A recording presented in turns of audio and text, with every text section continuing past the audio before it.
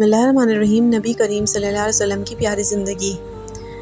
نبی اکرم صلی اللہ علیہ وسلم کا حلیہ مبارک۔ نبی اکرم صلی اللہ علیہ وسلم نہ زیادہ لمبے تھے اور نہ پست قد کے، آپ میانہ قد کے تھے۔ سر بڑا تھا، داڑھی مبارک گھنی تھی۔ آپ صلی اللہ علیہ وسلم کے سر مبارک اور داڑھی مبارک میں گنتی کے تقریباً 20-25 بال سفید تھے۔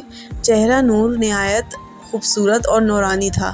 جس نے بھی آپ کا چہرہ نور دیکھا ہے، اس نے حضور صلی اللہ علیہ وسلم کے چہرہ نور کو 14ویں رات کے چاند کی طرح منور بیان کیا ہے۔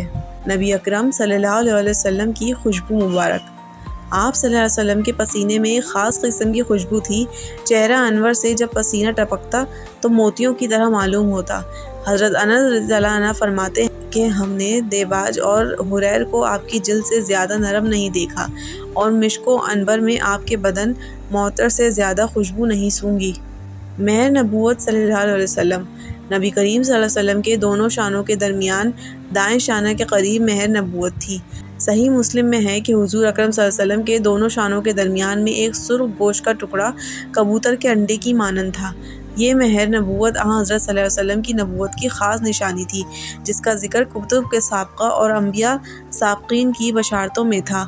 علماء بنی اسرائیل اس علامت کو دیکھ کر پہچان لیتے تھے کہ حضور پر نور نبی آخر الزمان ہیں، کہ جن کی انبیاء سابقین نے بشارت دی ہے، اور جو علامت مہر نبوت بتلائی تھی وہ آپ میں موجود ہے۔ گویا یہ مہر نبوت آپ کی نبوت کے لیے من جانب اللہ خدا تعالیٰ کی مہر اور سن تھی۔ نبی اکرم صلی اللہ علیہ وسلم کے سر کے بال اور آنکھیں۔ آپ صلی اللہ علیہ وسلم کے سر کے بال اکثر مونڈے تک اور کبھی نرما گوشت تک لٹکے رہتے تھے۔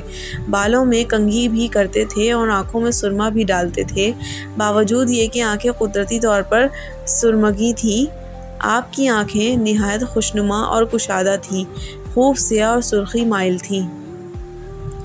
سینہ مبارک اور دونوں قدم۔ نبی اکرم صلی اللہ علیہ وسلم کے سینہ سے لے کر ناف تک ایک نہایت خوبصورت باریک خط تھا۔ دونوں بازو اور قد میں پرگوشت تھے۔ نبی پاک صلی اللہ علیہ وسلم جب چلتے تو ایسا معلوم ہوتا گویا کہ پاؤں جما کر اٹھاتے ہیں اور اوپر سے نیچے کی طرف جا رہے ہیں۔ داڑھی مبارک۔ نبی اکرم صلی اللہ علیہ وسلم کی داڑھی مبارک گھنی تھی اور مونچھیں کترواتے تھے۔ داڑھی کے جو بال زائد ہو جاتے تھے ان کو کتروا دیتے تھے تاکہ صورت بدنما معلوم نہ ہو۔ چونکہ داڑھی تمام انبیاء اور مرسلین کی سنت تھی، معاذ اللہ ملکی اور قومی رواج کی بنا پر نہ تھی، جیسا کہ بعض گمراہوں اور نادانوں کا خیال ہے۔ داڑھی صرف سنت محمدیہ اور طریقہ اسلام ہی نہیں بلکہ تمام پیغمبروں، جن کی تعداد تقریباً 1,24,000 ہے، کی سنت ہے، جیسا کہ حدیث میں آیا ہے من سنن المرسلین، یعنی داڑھی تمام انبیاء و مرسلین کی سنت ہے۔